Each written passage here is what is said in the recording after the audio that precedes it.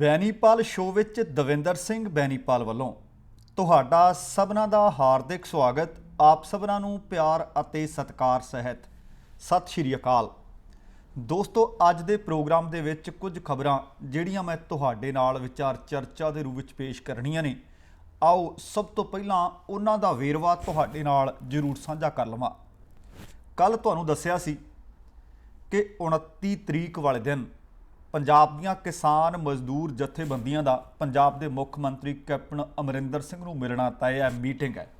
ਉਸ ਮੀਟਿੰਗ ਦੇ ਵਿੱਚੋਂ ਕੀ ਕੁਝ ਨਿਕਲਿਆ ਤੇ ਪੰਜਾਬ ਸਰਕਾਰ ਕੀ ਕਰਨ ਦੀ ਤਿਆਰੀ ਵਿੱਚ ਹੈ, ਇਹ ਖਬਰ ਵਿਸਥਾਰ ਨਾਲ ਸਾਂਝੀ ਕਰਾਂਗੇ। ਇਹਦੇ ਨਾਲ ਹੀ ਕੱਲ੍ਹ ਖਬਰ ਦਿੱਤੀ ਸੀ ਕਿ ਪੰਜਾਬ ਪੁਲਿਸ ਦੇ ਸਾਬਕਾ ਪੁਲਿਸ ਮੁਖੀ ਸੁਮੇਧ ਸੈਣੀ ਥਾਣੇ ਪਹੁੰਚੇ ਨੇ।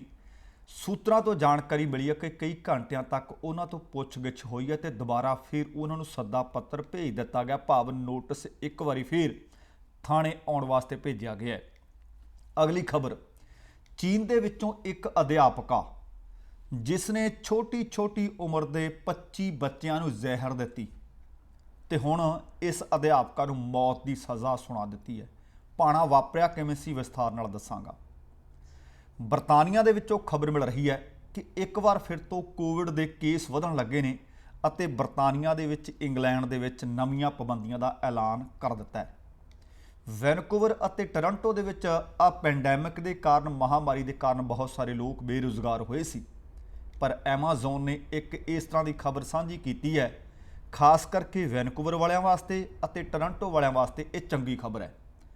ਇਸੇ ਤਰ੍ਹਾਂ ਤੁਹਾਨੂੰ ਯਾਦ ਹੋਣਾ ਹੈ ਕਿ ਕੁਝ ਸਮਾਂ ਪਹਿਲਾਂ, ਹਲੇ ਮਹੀਨਾ ਕੁ ਪਹਿਲਾਂ ਹੀ ਖਬਰ ਹੈ ਕਿ ਜ਼ਹਿਰੀਲੀ ਸ਼ਰਾਬ 2-3 ਜ਼ਿਲ੍ਹਿਆਂ ਦੇ ਵਿੱਚ ਖਾਸ ਕਰਕੇ ਜ਼ਿਆਦਾ, ਪਰ ਕਈਆਂ ਥਾਵਾਂ ਤੋਂ ਫੜੀ ਹੋਈ ਸੀ।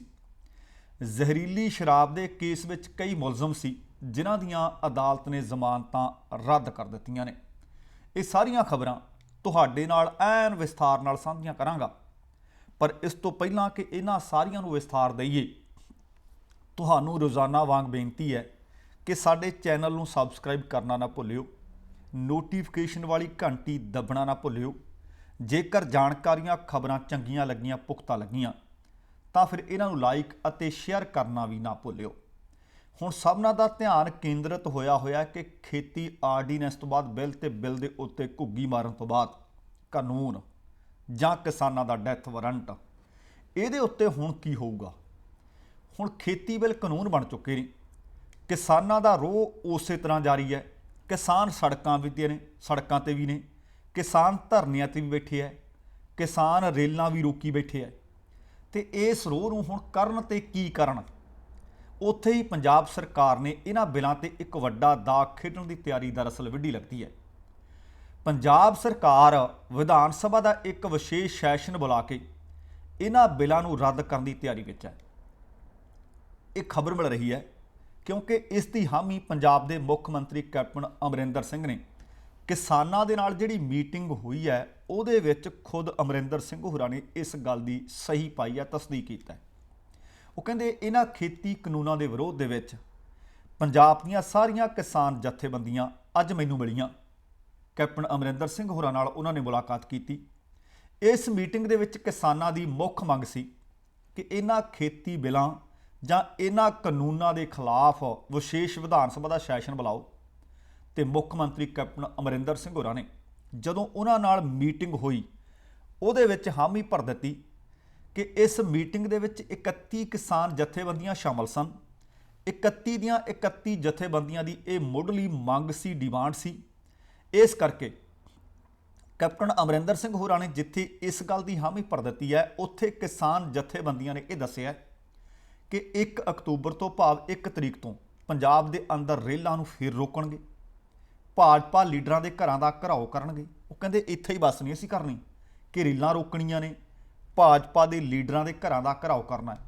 ਇਹਦੇ ਨਾਲ ਕਹਿੰਦੇ ਜਿਹੜੇ ਰਿਲਾਇੰਸ ਤੇ ਪੈਟਰੋਲ ਪੰਪ ਨੇ ਨਾ, ਅਸੀਂ ਉਹਨਾਂ ਦਾ ਵੀ ਘਿਰਾਓ ਕਰਾਂਗੇ।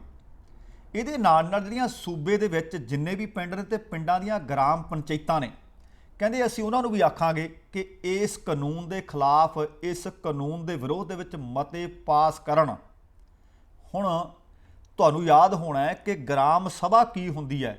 2 ਦਿਨ ਪਹਿਲਾਂ ਮੈਂ ਹੀ ਪ੍ਰੋਗਰਾਮ ਕਰਕੇ ਹਟਿਆ। ਜੇਕਰ ਉਸ ਦੀ ਪੁਖਤਾ ਜਾਣਕਾਰੀ ਨਹੀਂ ਤਾਂ ਸਾਡਾ ਉਹ ਵੀਡੀਓ ਜ਼ਰੂਰ ਵੇਖਣ ਦੀ ਕੋਸ਼ਿਸ਼ ਕਰਿਓ ਤੇ ਇਸ ਮੀਟਿੰਗ ਦੇ ਵਿੱਚ ਇਹ ਆਖਿਆ ਗਿਆ ਕਿ ਸਾਰੀਆਂ ਗ੍ਰਾਮ ਪੰਚਾਇਤਾਂ ਨੂੰ ਆਖ ਦਿੱਤਾ ਗਿਆ ਕਿ ਇਸ ਕਾਨੂੰਨ ਦੇ ਖਿਲਾਫ ਮਤੇ ਪਾਸ ਕਰੋ। ਹੁਣ ਜਿਹੜੀ ਜਾਣਕਾਰੀ ਮਿਲੀ ਹੈ ਕਿ ਇਸ ਮੀਟਿੰਗ ਦੇ ਵਿੱਚ ਪੰਜਾਬ ਸਰਕਾਰ ਵੱਲੋਂ ਕਿਸਾਨ ਯੂਨੀਅਨ ਦੇ ਆਗੂਆਂ ਨੂੰ ਭਰੋਸਾ ਦੇ ਦਿੱਤਾ ਗਿਆ ਕਿ ਜਿਹੜਾ ਵਿਸ਼ੇਸ਼ ਇਜਲਾਸ ਪੰਜਾਬ ਵਿਧਾਨ ਸਭਾ ਦਾ ਬੁਲਾਇਆ ਜਾਣਾ ਉਹ ਮਹੀਨੇ 2 ਮਹੀਨੇ ਦਾ ਇੰਤਜ਼ਾਰ ਨਹੀਂ ਕੀਤਾ ਜਾਣਾ। ਹਫ਼ਤੇ ਦੇ ਅੰਦਰ ਅੰਦਰ ਆਖਿਆ ਗਿਆ ਸੂਬੇ ਦੇ ਮੁੱਖ ਮੰਤਰੀ ਕੈਪਟਨ ਅਮਰਿੰਦਰ ਸਿੰਘ ਵੱਲੋਂ ਕਿ ਪੰਜਾਬ ਵਿਧਾਨ ਸਭਾ ਦਾ ਖਾਸ ਇਜਲਾਸ ਬੁਲਾਵਾਂਗੇ। ਆ ਤਿੰਨੇ ਖੇਤੀ ਬਿੱਲਾਂ ਦੇ ਜਾਂ ਇਹ ਕਾਨੂੰਨ ਦੇ ਖਿਲਾਫ, ਰਾਸ਼ਟਰਪਤੀ ਦੇ ਦਸਤਖਤ ਹੋ ਕੇ ਜਿਹੜਾ ਕਾਨੂੰਨ ਬਣ ਚੁੱਕੇ ਨੇ ਬਿੱਲ, ਇਹਨਾਂ ਦੇ ਖਿਲਾਫ ਅਤੇ ਬਿਜਲੀ ਅਮੈਂਡਮੈਂਟ ਐਕਟ 2020 ਨੂੰ ਰੱਦ ਕਰਨ ਦੇ ਵਾਸਤੇ ਪੰਜਾਬ ਵਿਧਾਨ ਸਭਾ ਦਾ ਇੱਕ ਵਿਸ਼ੇਸ਼ ਇਜਲਾਸ ਇੱਕੋ ਹੀ ਹਫ਼ਤੇ ਦੇ ਅੰਦਰ ਅੰਦਰ ਸੱਦਿਆ ਜਾ ਰਿਹਾ ਹੈ।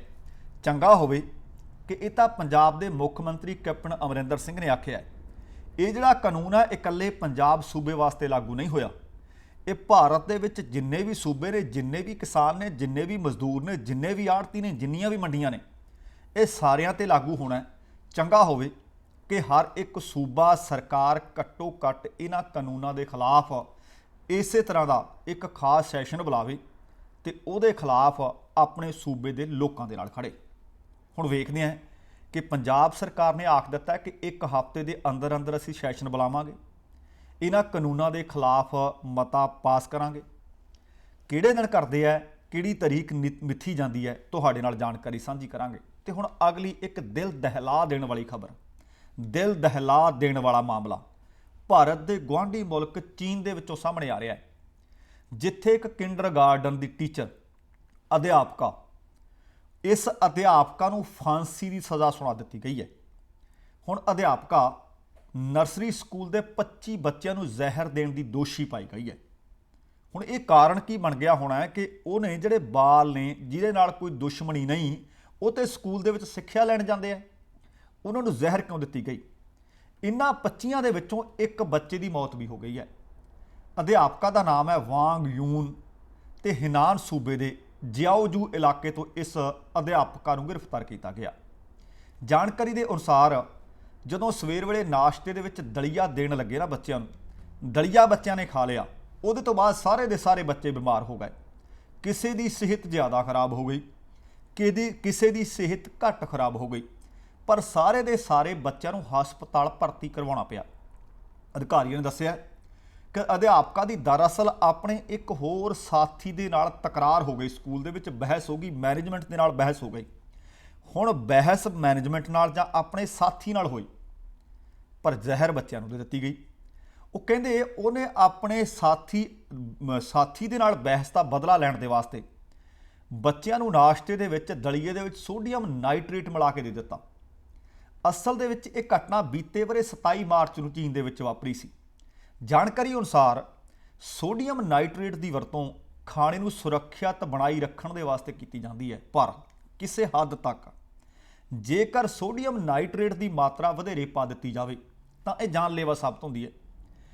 ਜਿਸ ਸਮੇਂ ਨਾਸ਼ਤੇ ਦੇ ਬਾਅਦ ਲਗਾਤਾਰ ਇਹਨਾਂ ਬੱਚਿਆਂ ਨੇ ਉਲਟੀਆਂ ਸ਼ੁਰੂ ਕਰ ਦਿੱਤੀਆਂ, ਕਈ ਬੱਚੇ ਉਹਨਾਂ ਚੋਂ ਬੇਹੋਸ਼ ਹੋ ਗਏ, ਕਈ ਢਿੱਡ ਪੀੜ, ਸਿਰ ਪੀੜ ਦੀ ਸ਼ਿਕਾਇਤ ਕਰਨ ਲੱਗੇ, ਤਾਂ ਉਹਨਾਂ ਨੂੰ ਛੇਤੀ ਦਿਨੇ ਕਾਹਲੀ ਦਿਨੇ ਹਸਪਤਾਲ ਦੇ ਵਿੱਚ ਭਰਤੀ ਕਰਵਾਇਆ ਗਿਆ। ਬਾਅਦ ਦੇ ਵਿੱਚ ਪਤਾ ਲੱਗਿਆ ਕਿ 25 ਬੱਚਿਆਂ ਨੂੰ ਜ਼ਹਿਰ ਉਹਨਾਂ ਦੀ ਅਧਿਆਪਕਾ ਨੇ ਦਿੱਤਾ। ਇਸ ਘਟਨਾ ਦੇ ਬਾਅਦ ਜਿੱਥੇ ਚੀਨ ਦੇ ਲੋਕ, ਦੁਨੀਆ ਦੇ ਲੋਕ ਹੈਰਾਨ ਸੀ, ਇਹ ਮਾਮਲਾ ਦੁਨੀਆ ਦੀਆਂ ਸੁਰਖੀਆਂ ਬਣਿਆ ਸੀ। ਜ਼ਹਿਰ ਖਾਣ ਦੇ ਬਾਅਦ ਬਿਮਾਰ ਹੋਏ ਇੱਕ ਬੱਚੇ ਨੇ ਲਗਭਗ 10 ਮਹੀਨੇ ਜ਼ਿੰਦਗੀ ਮੌਤ ਦੀ ਲੜਾਈ ਲੜੀ, ਪਰ ਬਾਅਦ ਦੇ ਵਿੱਚ ਆਖਰਕਾਰ ਮੌਤ ਦੇ ਹੱਥੋਂ ਹਾਰ ਗਿਆ ਤੇ ਉਹਦੀ ਮੌਤ ਹੋ ਗਈ ਸੀ। ਇਸ ਅਧਿਆਪਕਾ ਨੂੰ ਆਪਣੇ ਪਤੀ ਨੂੰ ਉਸ ਦੇ ਕੱਪ ਦੇ ਵਿੱਚ ਸੋਡੀਅਮ ਨਾਈਟ੍ਰੇਟ ਮਿਲਾਉਣ ਦਾ ਦੋਸ਼ੀ ਵੀ ਇੱਕ ਵਾਰ ਪਾਇਆ ਗਿਆ ਸੀ ਤੇ ਇਸ ਘਟਨਾ ਦੇ ਬਾਅਦ ਉਹਦਾ ਪਤੀ ਵੀ ਬਿਮਾਰ ਹੋ ਗਿਆ ਸੀ। ਪਰ ਹੁਣ ਅਦਾਲਤ ਨੇ ਇਸ ਗੰਭੀਰ ਅਪਰਾਧ ਦੇ ਵਾਸਤੇ ਇਸ ਔਰਤ ਨੂੰ, ਇਸ ਅਧਿਆਪਕਾ ਨੂੰ ਫਾਂਸੀ ਦੀ ਸਜ਼ਾ ਸੁਣਾ ਦਿੱਤੀ ਹੈ ਤੇ ਆਖਿਆ ਜਾ ਸਕਦਾ ਹੈ ਜੈਸੀ ਕਰਨੀ ਵੈਸੀ ਭਰਨੀ। ਹੁਣ ਬੱਚਿਆਂ ਨੂੰ ਤਕਰਾਰ ਦੇ ਬਾਅਦ ਜ਼ਹਿਰ ਦਿੱਤੀ ਸੀ, ਘਰ ਵਾਲੇ ਨਾਲ ਤਕਰਾਰ ਤੋਂ ਬਾਅਦ ਉਸ ਨੂੰ ਜ਼ਹਿਰ ਦਿੱਤੀ ਸੀ, ਪਰ ਹੁਣ ਫਾਂਸੀ ਦੇ ਰੱਸੇ ਤੇ ਝੂਲ ਜਾਵੇਗੀ ਇਹ ਅਧਿਆਪਕਾ। ਅਗਲੀ ਖਬਰ, ਤੁਹਾਨੂੰ ਯਾਦ ਹੋਣਾ ਹੈ ਕਿ ਬਹੁਤ ਸਾਰੇ ਲੋਕਾਂ ਦੀਆਂ ਇਸ ਪੈਂਡੈਮਿਕ ਦੇ ਦੌਰਾਨ ਨੌਕਰੀਆਂ ਗਈਆਂ ਨੇ। ਉਹ ਕਿਸੇ ਇੱਕ ਮੁਲਕ ਵਿੱਚ ਨਹੀਂ, ਲਗਭਗ ਹਰ ਇੱਕ ਮੁਲਕ ਵਿੱਚ ਗਈਆਂ ਨੇ ਤੇ ਸਾਡੇ ਇਸ ਮੁਲਕ ਕੈਨੇਡਾ ਦੇ ਵਿੱਚ ਵੀ ਬਹੁਤ ਸਾਰੇ ਲੋਕ ਆਪੋ ਆਪਣੇ ਹਾਲੇ ਵੀ ਘਰਾਂ ਵਿੱਚ ਬੈਠੇ ਹੈ। ਇਸ ਕੋਵਿਡ-19 ਨੇ ਲੱਖਾਂ ਲੋਕਾਂ ਨੂੰ ਦੁਨੀਆ ਵਿੱਚ ਬੇਰੁਜ਼ਗਾਰ ਕੀਤਾ, ਪਰ ਐਮਾਜ਼ੋਨ ਨੇ, ਕਈ ਹੋਰ ਕੰਪਨੀਆਂ ਨੇ ਮੁੜ ਪੈਰਾਂ ਤੇ ਖੜੇ ਹੋਣ ਵਾਸਤੇ ਨਵੀਂ ਚਾਰਾਜੋਈ ਸ਼ੁਰੂ ਕਰ ਦਿੱਤੀ ਹੈ। ਲੋਕਾਂ ਨੂੰ ਨਵੇਂ ਮੌਕੇ ਪ੍ਰਦਾਨ ਕੀਤੇ ਜਾ ਰਹੇ ਹੈ। ਹੁਣ ਜੇਕਰ ਤੁਸੀਂ ਕੈਨੇਡਾ ਵਿੱਚ ਰਹਿੰਦੇ ਹੋ, ਆਹ ਕੈਨੇਡਾ ਦੇ 2 ਸੂਬਿਆਂ ਵਿੱਚ ਰਹਿੰਦੇ ਹੋ, BC ਵਿੱਚ, ਬ੍ਰਿਟਿਸ਼ ਕੋਲੰਬੀਆ ਵਿੱਚ ਜਾਂ ਓਨਟਾਰੀਓ ਦੇ ਵਿੱਚ ਰਹਿੰਦੇ ਹੋ, ਤਾਂ ਸ਼ਾਇਦ ਤੁਹਾਡੇ ਵਾਸਤੇ ਇਹ ਚੰਗੀ ਖਬਰ ਹੈ, ਕਿਉਂਕਿ ਐਮਾਜ਼ੋਨ ਲਗਭਗ ਤੁਹਾਨੂੰ ਪਤਾ ਕਿ ਤੁਹਾਡੇ ਵਿੱਚੋਂ ਵੀ ਹੋ ਸਕਦਾ ਬਹੁਤ ਸਾਰੇ ਲੋਕ ਇਸ ਵਕਤ ਇੱਥੋਂ ਸ਼ਾਪਿੰਗ ਕਰਦੇ ਹੋਣ। ਐਮਾਜ਼ੋਨ ਨੇ ਆਖਿਆ ਕਿ ਅਸੀਂ 3500 ਨਵੇਂ ਲੋਕਾਂ ਨੂੰ ਰੁਜ਼ਗਾਰ ਦੇਣ ਜਾ ਰਹੇ ਹਾਂ। ਇਹ ਦੋਵੇਂ ਸੂਬਿਆਂ ਵਿੱਚ, BC ਵਿੱਚ ਤੇ ਓਨਟਾਰੀਓ ਦੇ ਵਿੱਚ। ਉਹ ਕਹਿੰਦੇ ਅਸੀਂ ਆਪਣਾ ਵਿਸਥਾਰ ਕਰਨ ਜਾ ਰਹੇ ਹਾਂ ਤੇ ਸਾਨੂੰ ਘੱਟੋ ਘੱਟ 3500 ਕਾਮਿਆਂ ਦੀ ਜ਼ਰੂਰਤ ਹੈ। ਇਹਨਾਂ ਦੇ ਵਿੱਚੋਂ ਸਭ ਤੋਂ ਵੱਧ ਵੈਨਕੂਵਰ ਦੇ ਵਿੱਚੋਂ 3000 ਨਵੀਆਂ ਨੌਕਰੀਆਂ ਇਕੱਲੇ ਵੈਨਕੂਵਰ ਦੇ ਵਿੱਚ ਅਤੇ 500 ਟੋਰਾਂਟੋ ਦੇ ਵਿੱਚ ਨਿਕਲ ਗਈਆਂ, ਤੇ ਇਹਨਾਂ ਦੇ ਵਿੱਚੋਂ ਵੀ 800 ਨੌਕਰੀਆਂ ਇਸੇ ਹੀ ਵਕਤ ਉਪਲਬਧ ਨੇ। ਐਮਾਜ਼ੋਨ ਦੇ ਜਿਹੜੇ ਉਪ ਮੁਖੀ ਨੇ ਅਤੇ ਵੈਨਕੂਵਰ ਸਾਈਟ ਤੇ ਲੀਡ ਵੀ ਨੇ, ਜੈਸੇ ਡੋਗਹਰਟੀ ਨੇ ਕਿਹਾ ਕਿ ਕੰਪਨੀ ਨੂੰ ਹਜ਼ਾਰਾਂ ਕੈਨੇਡੀਅਨ ਕਾਮੇ ਚਾਹੀਦੇ ਨੇ ਤੇ ਅਸੀਂ ਸਮਝੋ ਇਸ ਪੈਂਡੈਮਿਕ ਦੇ ਦਿਨਾਂ ਦੇ ਵਿੱਚ ਲੋਕਾਂ ਨੂੰ ਸੌਗਾਤ ਦੇਣ ਜਾ ਰਹੇ ਹਾਂ। ਜਿਹੜੇ ਲੋਕ ਬੇਰੁਜ਼ਗਾਰ ਸੀ ਉਹਨਾਂ ਨੂੰ ਰੁਜ਼ਗਾਰ ਦੇਣ ਜਾ ਰਹੇ ਹਾਂ। ਇਹਦੇ ਵਿੱਚ ਹੁਣ ਕੰਮ ਕਿਸ ਤਰ੍ਹਾਂ ਦਾ ਹੋਣਾ? ਬਹੁਤ ਸਾਰੇ ਲੋਕ ਨੇ ਜਿਹੜੇ ਟੈਕਨੀਕਲ ਕੰਮ ਕਰ ਸਕਦੇ ਆ, ਸੇਲਜ਼ ਕਰ ਸਕਦੇ ਆ, ਮਾਰਕੀਟਿੰਗ ਕਰ ਸਕਦੇ ਆ, ਡਿਜ਼ਾਈਨਰ ਦੇ ਤੌਰ ਤੇ ਹਾਇਰ ਹੋ ਸਕਦੇ ਆ। ਬਹੁਤ ਸਾਰੇ ਚੰਗੇ ਬੁਲਾਰੇ ਹੁੰਦੇ ਨੇ, ਸਪੀਚ ਮਾਹਿਰ ਹੁੰਦੇ ਨੇ। ਉਹ ਕਹਿੰਦੇ ਇਹ ਵੱਖੋ ਵੱਖ ਖੇਤਰਾਂ ਦੇ ਵਿੱਚ ਸਾਡੀ ਕੰਪਨੀ ਇਹ ਨਵੀਆਂ ਨੌਕਰੀਆਂ ਦੇਣ ਜਾ ਰਹੀ ਹੈ। ਤੇ ਵੈਨਕੂਵਰ ਡਾਊਨਟਾਊਨ ਦੇ ਵਿੱਚ ਐਮਾਜ਼ੋਨ 63000 ਸਕੁਆਇਰ ਮੀਟਰ ਦੀ ਜ਼ਮੀਨ ਤੇ ਆਪਣਾ ਨਵਾਂ ਕਾਰੋਬਾਰ ਸਥਾਪਿਤ ਕਰਨ ਜਾ ਰਹੀ ਹੈ। ਅਤੇ ਉਹਨਾਂ ਨੇ ਕੱਲ ਇੱਕ ਵਰਚੁਅਲ ਮੀਟਿੰਗ ਵਿੱਚ ਦੱਸਿਆ ਕਿ 2023 ਤੱਕ ਸਾਡਾ ਇਹ ਨਵਾਂ ਐਮਾਜ਼ੋਨ ਦਾ ਘਰ ਬਣ ਕੇ ਤਿਆਰ ਹੋ ਜਾਏਗਾ ਤੇ ਇਹ 18 ਮੰਜ਼ਲੀ ਇਮਾਰਤ ਸ਼ਾਨਦਾਰ ਹੋਵੇਗੀ, ਜਿਸ ਦੇ ਨਾਲ ਕੰਮ ਨੂੰ ਸਿਖਲਾਈ ਵੀ ਦਿੱਤੀ ਜਾਏਗੀ, ਕੰਮ ਵੀ ਦਿੱਤਾ ਜਾਏਗਾ। ਹੁਣ ਐਮਾਜ਼ੋਨ ਕੈਨੇਡਾ ਦੇ ਵਿੱਚ $11 ਬਿਲੀਅਨ ਦਾ ਨਿਵੇਸ਼ ਕਰ ਰਿਹਾ ਹੈ। ਬਹੁਤ ਵੱਡੀ ਕੈਨੇਡਾ ਦੀ ਆਰਥਿਕਤਾ ਦੇ ਵਿੱਚ ਜਿੱਥੇ ਵਾਧਾ ਕਰੇਗਾ ਉੱਥੇ ਆਮ ਲੋਕਾਂ ਨੂੰ ਇਸ ਦੇ ਨਾਲ ਨੌਕਰੀਆਂ ਵੀ ਮਿਲਣਗੀਆਂ। ਸੋ ਅਗਲੀ ਖਬਰ, ਮੈਂ ਗੱਲ ਪੈਂਡੈਮਿਕ ਦੀ ਕਰ ਰਿਹਾ ਸੀ। ਤੁਹਾਨੂੰ ਯਾਦ ਹੋਣਾ ਹੈ ਕਿ ਜਦੋਂ ਫਰਵਰੀ ਮਾਰਚ ਦੇ ਮਹੀਨੇ ਦੁਨੀਆ ਦੇ ਵਿੱਚ ਲਗਾਤਾਰ ਕੋਵਿਡ-19 ਦਾ ਪ੍ਰਕੋਪ ਵਧਣ ਲੱਗਿਆ, ਚੀਨ ਤੋਂ ਬਾਅਦ ਈਰਾਨ ਤੇ ਇਟਲੀ ਦੇ ਵਿੱਚੋਂ ਹੁੰਦਾ ਇੰਗਲੈਂਡ ਦੇ ਵਿੱਚ ਵੀ ਇਸ ਨੇ ਭਾਜੜਾਂ ਪਵਾ ਦਿੱਤੀਆਂ ਸੀ। ਹੌਲੀ ਹੌਲੀ ਉੱਥੇ ਫਿਰ ਖੁੱਲ੍ਹਾਂ ਤੇ ਢਿੱਲਾਂ ਵੀ ਮਿਲਣੀਆਂ ਸ਼ੁਰੂ ਹੋਈਆਂ ਤੇ ਹੁਣ ਇੰਗਲੈਂਡ ਦੇ ਵਿੱਚੋਂ ਇੱਕ ਵਾਰ ਫਿਰ ਖਬਰਾਂ ਮਿਲ ਰਹੀਆਂ ਨੇ ਕਿ ਇੰਗਲੈਂਡ ਦੇ ਵਿੱਚ ਕੋਵਿਡ-19 ਨੂੰ ਲੈ ਕੇ ਹਾਲਾਤ ਇੱਕ ਵਾਰ ਫਿਰ ਤੇਜ਼ੀ ਨਾਲ ਵਿਗੜ ਰਹੇ ਨੇ। ਇਨਫੈਕਸ਼ਨ ਲਗਾਤਾਰ ਫਿਰ ਵਧਣੀ ਸ਼ੁਰੂ ਹੋ ਗਈ ਹੈ, ਜਿਸ ਦੇ ਕਾਰਨ ਬਰਤਾਨੀਆ ਦੇ ਪ੍ਰਧਾਨ ਮੰਤਰੀ ਬੋਰਿਸ ਜੌਨਸਨ ਨੇ ਇਹਨਾਂ ਹਾਲਾਤਾਂ ਦੇ ਮੱਦੇਨਜ਼ਰ ਇਸ ਨੂੰ ਖਤਰਨਾਕ ਮੋੜ ਦੱਸਿਆ, ਕਿ ਟਰਨਿੰਗ ਪੁਆਇੰਟ ਦੱਸਿਆ, ਜਿਸ ਦੇ ਕਾਰਨ ਬੋਰਿਸ ਜੌਨਸਨ ਹੋਰਾਂ ਨੇ ਨਵੀਆਂ ਪਾਬੰਦੀਆਂ ਦਾ ਐਲਾਨ ਕਰ ਦਿੱਤਾ। ਇੰਗਲੈਂਡ ਦੇ ਵਿੱਚ ਜਿਹੜੀਆਂ ਇਹ ਨਵੀਆਂ ਪਾਬੰਦੀਆਂ ਲਗਾਈਆਂ ਗਈਆਂ ਤੇ ਅਗਲੇ 6 ਮਹੀਨਿਆਂ ਤੱਕ ਲਾ ਦਿੱਤੀਆਂ ਨੇ। ਪ੍ਰਧਾਨ ਮੰਤਰੀ ਸਾਹਿਬ ਕਹਿੰਦੇ ਜਦੋਂ ਤੱਕ ਹਾਲਾਤ ਸਧਾਰਨ ਨਹੀਂ ਹੋ ਜਾਂਦੇ ਉਦੋਂ ਤੱਕ ਇਹ ਪਾਬੰਦੀਆਂ ਕਰੋਨਾ ਇਨਫੈਕਸ਼ਨ ਨੂੰ ਦੇਖਦੇ ਲੱਗੀਆਂ ਰਹਿਣਗੀਆਂ। ਪ੍ਰਧਾਨ ਮੰਤਰੀ ਦਫ਼ਤਰ ਨੇ ਇਹ ਵੀ ਆਖ ਦਿੱਤਾ ਕਿ ਇਹਨਾਂ ਪਾਬੰਦੀਆਂ ਦੇ ਵਿੱਚ ਦਫ਼ਤਰ ਆਦਿ ਦੇ ਬਾਹਰੀ ਇਲਾਕੇ ਵਿੱਚ ਕੰਮ ਕਰਨ ਦੀ ਥਾਂ ਤੇ ਵਰਕ ਫਰੋਮ ਹੋਮ ਭਾਵ ਘਰ ਤੋਂ ਕੰਮ ਕਰਨ ਨੂੰ ਤਰਜੀਹ ਦਿੱਤੀ ਜਾਵੇ। ਬਾਰ ਨੇ, ਰੈਸਟੋਰੈਂਟ ਨੇ ਖੋਲ੍ਹ ਦਿੱਤੇ ਗਏ ਸੀ, ਦੁਬਾਰਾ ਫਿਰ ਪਾਬੰਦੀਆਂ ਅਧੀਨ ਆ ਗਏ ਹੈ। ਬਰਤਾਨੀਆ ਵਿੱਚ ਬਾਰ ਅਤੇ ਰੈਸਟੋਰੈਂਟ ਹਰ ਹਾਲ ਵਿੱਚ ਰਾਤ ਦੇ 10 ਵਜੇ ਤੱਕ ਬੰਦ ਕਰ ਦੇਣ ਦੇ ਨਿਰਦੇਸ਼ ਜਾਰੀ ਕਰ ਦਿੱਤੇ ਗਏ, ਨਹੀਂ ਤੇ ਅੱਧੀ ਰਾਤ ਤੱਕ ਖੁੱਲ੍ਹੇ ਰਹਿੰਦੇ ਸੀ। ਉਹਨਾਂ ਦੀ ਸੇਵਾ ਵੀ ਹੁਣ ਟੇਬਲ ਸਰਵਿਸ ਤੱਕ ਸੀਮਿਤ ਕਰ ਦਿੱਤੀ ਗਈ ਹੈ। ਰਿਟੇਲ ਸਟਾਫ ਤੋਂ ਲੈ ਕੇ ਟੈਕਸੀ ਅਤੇ ਪ੍ਰਾਈਵੇਟ ਹਾਇਰ ਵਹੀਕਲ, ਕੋਈ ਵੀ ਗੱਡੀ ਤੁਸੀਂ ਕਿਰਾਏ ਤੇ ਕਰੋਗੇ, ਉਹਨਾਂ ਵਾਸਤੇ ਲਾਜ਼ਮੀ ਕਰ ਦਿੱਤਾ ਗਿਆ ਫੇਸ ਮਾਸਕ ਪਾਉਣਾ ਪਵੇਗਾ। ਇੱਥੇ ਸਿਰਫ ਇਹ ਟੈਕਸੀ ਵਾਲਿਆਂ ਨੂੰ, ਬੱਸਾਂ ਵਾਲਿਆਂ ਨੂੰ ਨਹੀਂ, ਰੈਸਟੋਰੈਂਟ ਦੇ ਵਿੱਚ ਵੀ ਇਹਨਾਂ ਨਵੀਆਂ ਪਾਬੰਦੀਆਂ ਦੇ ਲਿਹਾਜ਼ ਦੇ ਨਾਲ ਮਾਸਕ ਪਹਿਨਣਾ ਲਾਜ਼ਮੀ ਹੈ। ਸਿਰਫ ਜਦੋਂ ਕਿਸੇ ਵਿਅਕਤੀ ਨੇ ਖਾਣਾ ਖਾਣਾ ਹੋਵੇਗਾ ਨਾ, ਕਿਉਂਕਿ ਆਮ ਤੌਰ ਤੇ ਦੇਖਦੇ ਹਾਂ ਕਿ ਰੈਸਟੋਰੈਂਟ ਵਿੱਚ ਜਾਂਦੇ ਹਾਂ, ਆਰਡਰ ਦਿੰਦੇ ਹਾਂ, ਕਾਫੀ ਸਮਾਂ ਹੁੰਦਾ ਹੈ ਜਦੋਂ ਅਸੀਂ ਆਪਸ ਦੇ ਵਿੱਚ ਗੱਲਾਂ ਬਾਤਾਂ ਕਰਦੇ ਹਾਂ। ਉਹ ਕਹਿੰਦੇ ਜਿੰਨੀ ਦੇਰ ਖਾਣਾ ਤੁਹਾਡੇ ਟੇਬਲ ਤੇ ਲੱਗ ਨਹੀਂ ਜਾਂਦਾ, ਤੁਸੀਂ ਖਾਣ ਨਹੀਂ ਲੱਗਦੇ, ਉਨੀ ਦੇਰ ਮਾਸਕ ਪਾਉਣਾ ਲਾਜ਼ਮੀ ਹੋਏਗਾ। ਅਤੇ ਕੱਲ 28 ਸਤੰਬਰ ਸੀ। ਇਹਦੇ ਤੋਂ ਬਾਅਦ ਇੰਗਲੈਂਡ ਦੇ ਵਿੱਚ ਭਾਵੇਂ ਇਹ 28 ਸਤੰਬਰ ਤੋਂ ਕਾਨੂੰਨ ਲਾਗੂ ਹੋ ਚੁੱਕਿਆ, ਇਹ ਪਾਬੰਦੀਆਂ ਲਾਗੂ ਹੋ ਚੁੱਕੀਆਂ ਨੇ। 28 ਸਤੰਬਰ ਤੋਂ ਬਾਅਦ ਇੰਗਲੈਂਡ ਦੇ ਵਿੱਚ ਕਿਸੇ ਵੀ ਵਿਆਹ ਦੇ ਉੱਤੇ 15 ਵਿਅਕਤੀਆਂ ਤੋਂ ਵੱਧ ਹੁਣ ਸ਼ਾਮਲ ਨਹੀਂ ਹੋ ਸਕਣਗੇ। ਤੇ ਸਭ ਤੋਂ ਵੱਡੀ ਗੱਲ ਇਕਾਂਤਵਾਸ ਦੀ। ਇਕਾਂਤਵਾਸ ਵਿੱਚ ਰਹਿਣਾ ਲਾਜ਼ਮੀ ਕਰਾਰ ਦਿੱਤਾ ਗਿਆ। ਇਹ ਵੀ ਕੱਲ੍ਹ ਤੋਂ ਨਿਯਮ ਲਾਗੂ ਹੋ ਚੁੱਕਿਆ। ਜਿਹੜੇ ਲੋਕ ਕੋਵਿਡ ਪੋਜ਼ਿਟਿਵ ਪਾਏ ਜਾਣਗੇ ਉਹਨਾਂ ਵਾਸਤੇ ਬਰਤਾਨੀਆ ਵਿੱਚ ਕਾਨੂੰਨੀ ਤੌਰ ਤੇ ਇਕਾਂਤਵਾਸ ਮੈਂਡੇਟਰੀ ਕਰ ਦਿੱਤਾ ਗਿਆ, ਲਾਜ਼ਮੀ ਕਰ ਦਿੱਤਾ ਗਿਆ। ਜਿਹੜੇ ਲੋਕ ਇਕਾਂਤਵਾਸ ਵਿੱਚ ਰਹਿਣਗੇ ਤੇ ਜੇਕਰ ਕੋਈ ਵਿਅਕਤੀ ਉਹਨਾਂ ਦੇ ਸੰਪਰਕ ਵਿੱਚ ਆ ਗਿਆ ਉਹਨਾਂ ਵਾਸਤੇ ਵੀ ਸੈਲਫ ਆਈਸੋਲੇਟ ਹੋਣਾ ਲਾਜ਼ਮੀ ਹੈ। ਤੇ ਜੇਕਰ ਕੋਈ ਇਕਾਂਤਵਾਸ ਹੋਣ ਤੋਂ ਮਨਾ ਕਰੇਗਾ ਤਾਂ ਇਹਨਾਂ ਨਵੇਂ ਨਿਯਮਾਂ ਦੇ ਮੁਤਾਬਕ 10,000 ਪਾਉਂਡ ਦਾ ਜੁਰਮਾਨਾ ਠੋਕਿਆ ਜਾ ਸਕਦਾ ਹੈ। ਤੇ ਨਾਲ ਹੀ ਜਿਹੜੇ ਲੋਕ ਸੈਲਫ ਆਈਸੋਲੇਸ਼ਨ ਦੇ ਨਿਯਮਾਂ ਦੇ ਮੁਤਾਬਕ ਪੋਜ਼ਿਟਿਵ ਸ਼ਖਸ ਅਗਲੇ 10 ਦਿਨਾਂ ਤੱਕ ਆਪਣਾ ਘਰ ਛੱਡ ਕੇ ਕਿਤੇ ਬਾਹਰ ਗੇੜਾ ਮਾਰਨ ਚਲਿਆ ਗਿਆ ਨਾ, ਪਤਾ ਲੱਗ ਗਿਆ, ਜੁਰਮਾਨਾ ਉਹਨੂੰ ਵੀ ਠੋਕਿਆ ਜਾਏਗਾ। ਇੱਥੋਂ ਤੱਕ ਕਿ ਕੋਈ ਜ਼ਰੂਰੀ ਸਮਾਨ ਵੀ ਖਰੀਦਣ ਵਾਸਤੇ ਤੁਸੀਂ ਬਾਹਰ ਜਾਣਾ ਚਾਹੁੰਦੇ ਹੋਵੋ ਉਹਦੀ ਵੀ ਕੋਈ ਆਗਿਆ ਨਹੀਂ। ਭਾਵ ਕਿਸੇ ਵੀ ਤਰ੍ਹਾਂ ਦੀ ਖਰੀਦੋ ਫਰੋਖਤ ਵਾਸਤੇ ਭਾਵੇਂ ਫੂਡ ਹੀ ਕਿਉਂ ਨਾ ਹੋਵੇ, ਜਿਹੜਾ ਵਿਅਕਤੀ ਇਕਾਂਤਵਾਸ ਵਿੱਚ ਹੈ ਉਹ ਬਾਹਰ ਨਿਕਲਣ ਦੀ ਉਹਦੇ ਤੇ ਆਗਿਆ ਨਹੀਂ। ਤੇ ਸਖਤ ਪਾਬੰਦੀਆਂ ਇੱਕ ਵਾਰੀ ਫਿਰ ਲਾ ਦਿੱਤੀਆਂ ਗਈਆਂ ਨੇ। ਇਹ ਸਖਤ ਪਾਬੰਦੀਆਂ ਦਾ ਕਾਰਨ ਇਹ ਦੱਸਿਆ ਜਾ ਰਿਹਾ ਕਿ ਇੰਗਲੈਂਡ ਦੇ ਵਿੱਚ, ਬਰਤਾਨੀਆ ਦੇ ਵਿੱਚ ਲੋਕ ਨਿਯਮਾਂ ਦੀ ਬਹੁਤ ਜ਼ਿਆਦਾ ਉਲੰਘਣਾ ਕਰ ਰਹੇ ਸਨ। ਸੋ ਇਸ ਕਰਕੇ ਲਗਾਤਾਰ ਮਾਮਲੇ ਵਾਧਿਆਂ ਦੇ ਮੱਦੇਨਜ਼ਰ ਦੁਬਾਰਾ ਪਾਬੰਦੀਆਂ ਸਖਤ ਬਰਤਾਨੀਆ ਵਿੱਚ ਕਰ ਦਿੱਤੀਆਂ ਗਈਆਂ ਨੇ।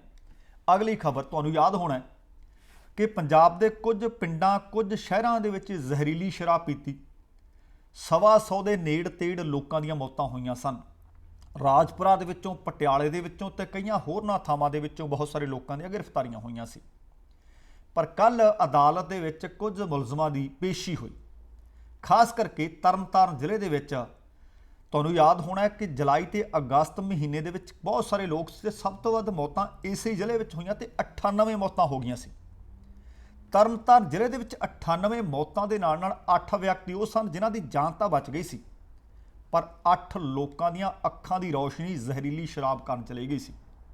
ਜਿਸ ਸੰਬੰਧੀ ਥਾਣਾ ਸਦਰ ਤਰਨਤਾਰਨ ਦੀ ਪੁਲਿਸ ਵੱਲੋਂ ਲਗਭਗ 40 ਮੁਲਜ਼ਮਾਂ ਦੇ ਖਿਲਾਫ ਵੱਖੋ-ਵੱਖ ਧਾਰਾਵਾਂ, ਜਿਨ੍ਹਾਂ ਵਿੱਚ 302 ਵੀ ਸੀ, 304 ਵੀ ਸੀ, 307 ਵੀ ਸੀ, 328 IPC ਦੀ ਧਾਰਾ ਤਹਿਤ ਮਾਮਲੇ ਦਰਜ ਕਰਕੇ ਬਹੁਤ ਸਾਰੇ ਲੋਕਾਂ ਨੂੰ ਗ੍ਰਿਫਤਾਰ ਕਰ ਲਿਆ ਗਿਆ ਸੀ ਅਤੇ ਗ੍ਰਿਫਤਾਰ ਕਰਕੇ ਅਦਾਲਤ ਦੇ ਹੁਕਮਾਂ ਤਹਿਤ ਇਹ ਵਿਅਕਤੀ ਜੇਲ੍ਹ ਭੇਜੇ ਹੋਏ ਸਨ। ਜਿਸ ਸੰਬੰਧੀ ਜ਼ਿਲ੍ਹਾ ਸੈਸ਼ਨ ਅਦਾਲਤ ਵੱਲੋਂ ਥਾਣਾ ਸਦਰ ਪੁਲਿਸ ਦੀਆਂ ਦਲੀਲਾਂ ਨਾਲ ਸਹਿਮਤੀ ਦਿਖਾਉਂਦੇ ਹੋਏ 12 ਮੁਲਜ਼ਮਾਂ ਦੀਆਂ ਜ਼ਮਾਨਤਾਂ ਖਾਰਜ ਕਰ ਦਿੱਤੀਆਂ ਗਈਆਂ ਨੇ। ਹੁਣ ਮਾਮਲਾ ਇਹ ਜ਼ਿਆਦਾ ਗੰਭੀਰ ਉਸ ਵਕਤ ਵੀ ਲੱਗਿਆ ਸੀ ਕਿਉਂਕਿ ਪਹਿਲਾਂ ਸਰਕਾਰ ਸੁੱਤੀ ਪਈ ਸੀ। ਜਦੋਂ ਲਗਾਤਾਰ ਗਿਣਤੀ ਸੈਂਕੜਾ ਟੱਪ ਗਈ ਸੀ ਤੇ ਪੰਜਾਬ ਦੇ ਮੁੱਖ ਮੰਤਰੀ ਕੈਪਟਨ ਅਮਰਿੰਦਰ ਸਿੰਘ ਨੇ ਫਿਰ ਸ਼ਰਾਬ ਮਾਫੀਆ ਦੇ ਖਿਲਾਫ ਸਖਤੀ ਨਾਲ ਨਜਿੱਠਣ ਦੇ ਹੁਕਮ ਦੇ ਦਿੱਤੇ ਸੀ, ਜਿਸ ਦੇ ਖਿਲਾਫ ਬਹੁਤ ਸਾਰੇ ਲੋਕਾਂ ਦੇ ਉੱਤੇ ਮੁਕੱਦਮੇ ਦਰਜ ਕੀਤੇ ਗਏ ਸਨ, ਗ੍ਰਿਫਤਾਰੀਆਂ ਕੀਤੀਆਂ ਗਈਆਂ ਸਨ ਤੇ ਲੋਕਾਂ ਨੂੰ ਫੜ ਕੇ ਮਾਣਯੋਗ ਅਦਾਲਤ ਵਿੱਚ ਪੇਸ਼ ਕੀਤਾ ਗਿਆ ਸੀ।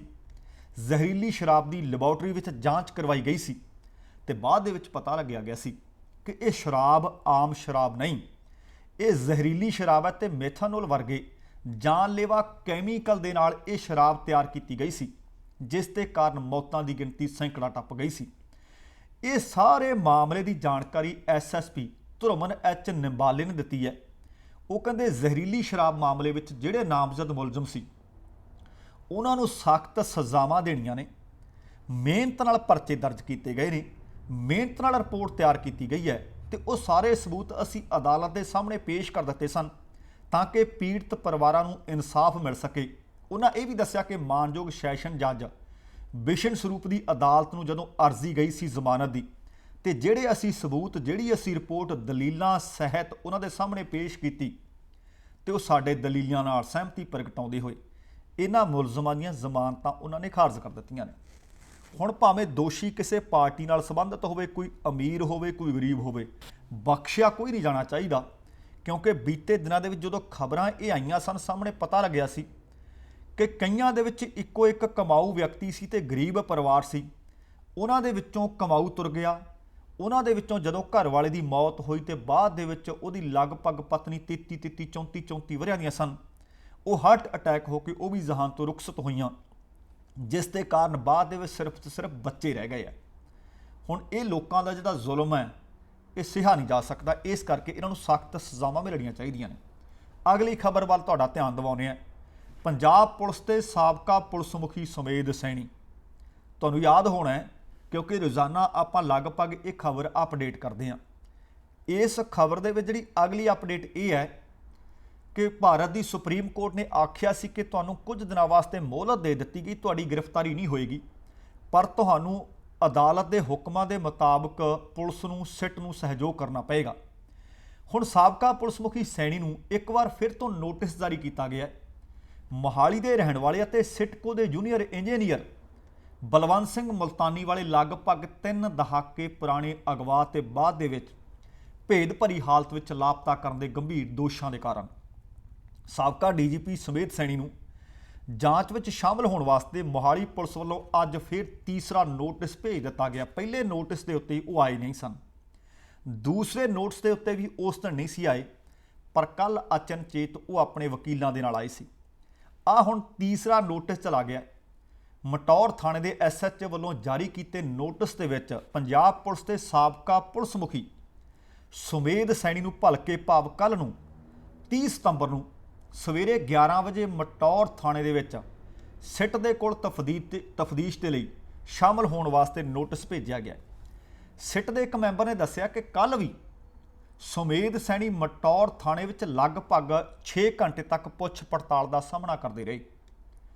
ਇਸੇ ਦੌਰਾਨ ਸਾਬਕਾ ਡੀਜੀਪੀ ਕੋਲੋਂ ਜਾਣਕਾਰੀ ਮਿਲੀ ਹੈ ਕਿ ਮੁਲਤਾਨੀ ਕੇਸ ਦੇ ਮੁਤਲਕ ਲਗਭਗ 200 ਤੋਂ ਵੱਧ ਸਵਾਲ ਪੁੱਛੇ ਗਏ ਹੈ, ਪਰ ਬਹੁਤ ਸਾਰੇ ਮਾਮਲੇ 200 ਸਵਾਲਾਂ ਦੇ ਨਾਲ ਛੋਹੇ ਨਹੀਂ ਗਏ, ਹਾਲੇ ਅਣਛੋਹੇ ਪਏ ਹੈ, ਜਿਸ ਦੇ ਕਾਰਨ ਉਹਨਾਂ ਨੂੰ ਦੁਬਾਰਾ ਸੱਦਿਆ ਗਿਆ। ਪਰ ਜਾਣਕਾਰੀ ਮਿਲੀ ਹੈ ਜਦੋਂ ਕੱਲ ਸੁਮੇਧ ਸੈਣੀ ਮਟੌਰ ਥਾਣੇ ਪਹੁੰਚੇ ਤਾਂ ਇਕੱਲੇ ਨਹੀਂ ਸੀ, ਉਹਨਾਂ ਦੇ ਨਾਲ ਉਹਨਾਂ ਦੇ 5 ਵਕੀਲ ਸੀ ਅਤੇ ਸਵੇਰੇ ਲਗਭਗ 10:52 ਤੇ ਚਿੱਟੇ ਰੰਗ ਦਾ ਰੁਮਾਲ, ਸਫੈਦ ਰੁਮਾਲ ਉਹਨਾਂ ਨੇ ਆਪਣੇ ਚਿਹਰੇ ਤੇ ਪਾਇਆ ਹੋਇਆ ਸੀ, ਆਪਣਾ ਚਿਹਰਾ ਕੱਜ ਕੇ ਢੱਕ ਕੇ ਮਟੌਰ ਥਾਣੇ ਵਿੱਚ ਆ ਪਹੁੰਚੇ, ਜਿੱਥੇ ਸਿੱਟ ਦੇ chairman Harmandeep Singh Hans SPD ਨੇ ਸ਼ਵਿੰਦਰ ਸਿੰਘ ਟਿਵਾਣਾ ਦੀ ਅਗਵਾਈ ਵਾਲੀ ਟੀਮ ਨੇ ਸੁਮੇਧ ਸੈਣੀ ਤੋਂ ਲਗਭਗ 242 ਸਵਾਲ ਪੁੱਛੇ।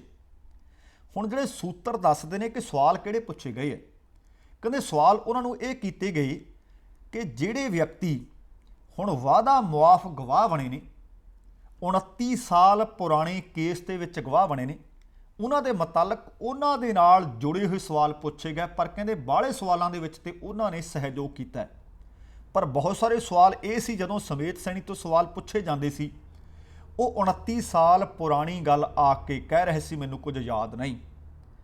ਹੁਣ ਕੀ ਯਾਦ ਹੈ ਕੀ ਯਾਦ ਨਹੀਂ, ਇਸ ਗੱਲ ਕਰਕੇ ਉਹ ਕਹਿੰਦੇ ਭਾਵੇਂ ਅਸੀਂ 242 ਸਵਾਲ ਉਹਨਾਂ ਨੂੰ ਕੀਤੇ, ਕੁਝ ਇੱਕ ਸਵਾਲਾਂ ਦੇ ਉਹਨਾਂ ਨੇ ਗੋਲ-ਮੋਲ ਜਵਾਬ ਦਿੱਤੇ, ਬਹੁਤਿਆਂ ਦੇ ਉੱਤੇ ਇਹ ਕਹਿਣਾ ਸੀ ਕਿ ਮੈਨੂੰ ਯਾਦ ਨਹੀਂ, ਪਰ ਕਹਿੰਦੇ ਹਾਲੇ ਬਹੁਤ ਸਾਰੇ ਪਹਿਲੂ ਨੇ ਜਿਨ੍ਹਾਂ ਦੇ ਉੱਤੇ ਜਾਂਚ ਪੜਤਾਲ ਹਾਲੇ ਕੀਤੀ ਜਾਣੀ ਬਾਕੀ ਹੈ। ਇਸ ਕਰਕੇ ਕੱਲ ਨੂੰ ਦੁਬਾਰਾ ਮਟੌਰ ਥਾਣੇ ਦੇ ਵਿੱਚ ਤੀਸਰਾ ਨੋਟਿਸ ਭੇਜ ਕੇ ਉਹਨਾਂ ਨੂੰ ਫਿਰ ਸੱਦ ਲਿਆ ਗਿਆ। ਹੁਣ ਵੇਖਦੇ ਹਾਂ ਕਿ ਸਾਬਕਾ ਪੁਲਿਸ ਮੁਖੀ ਦੁਬਾਰਾ ਥਾਣੇ ਵਿੱਚ ਆਉਂਦੇ ਹੈ, ਜਾਂਚ ਵਿੱਚ ਕਿਸ ਤਰ੍ਹਾਂ ਦਾ ਸਹਿਯੋਗ ਕਰਦੇ ਹੈ, ਇਹ ਆਉਣ ਵਾਲੀਆਂ ਖਬਰਾਂ ਦੇ ਰੂਪ ਵਿੱਚ ਤੁਹਾਡੇ ਨਾਲ ਸਾਂਝਾ ਕਰਾਂਗੇ। ਸੋ ਅੱਜ ਦੇ ਵਿਸਥਾਰ, ਅੱਜ ਦੀਆਂ ਖਬਰਾਂ ਦੇ ਵਾਸਤੇ ਸਮਾਂ ਸਾਂਝਾ ਕਰਨ ਦੇ ਵਾਸਤੇ ਤੁਹਾਡਾ ਸਭਨਾਂ ਦਾ ਤਹਿ ਦਿਲੋਂ ਧੰਨਵਾਦ ਹੈ। ਪਰ ਜਾਣ ਤੋਂ ਪਹਿਲਾਂ ਕਹਾਂਗਾ, ਜੇਕਰ ਤੁਸੀਂ ਹਾਲੇ ਤੱਕ ਸਾਡਾ ਚੈਨਲ ਸਬਸਕ੍ਰਾਈਬ ਨਹੀਂ ਕੀਤਾ, ਕਿਰਪਾ ਕਰਕੇ ਸਾਡਾ ਚੈਨਲ ਜ਼ਰੂਰ ਸਬਸਕ੍ਰਾਈਬ ਕਰ ਲਿਓ ਤਾਂ ਕਿ ਆਪਣਾ ਰਾਬਤਾ ਬਰਕਰਾਰ ਰਹੇ। ਅਤੇ ਜੇਕਰ ਜਾਣਕਾਰੀਆਂ, ਖਬਰਾਂ ਠੀਕ ਲੱਗੀਆਂ, ਪੁਖਤਾ ਲੱਗੀਆਂ, ਸਟੀਕ ਲੱਗੀਆਂ ਤਾਂ ਫਿਰ ਤੁਸੀਂ ਅੱਗੇ ਸ਼ੇਅਰ ਤੇ ਲਾਈਕ ਕਰਨਾ ਨਾ ਭੁੱਲਿਓ। ਤੇ ਜਾਣ ਤੋਂ ਪਹਿਲਾਂ ਫਿਰ ਕਹਾਂਗੇ ਕਿ ਜ਼ਿੰਦਗੀ ਜਿੰਦਾ ਦਿਲੀ ਦਾ ਨਾਮ ਹੈ। ਦਵਿੰਦਰ ਸਿੰਘ ਬੈਨੀਪਾਲ ਆਗਿਆ ਚਾਹੁੰਦਾ ਹੈ। ਸਤਿ ਸ਼੍ਰੀ ਅਕਾਲ ਤੇ ਰੱਬ ਰਾਖਾ।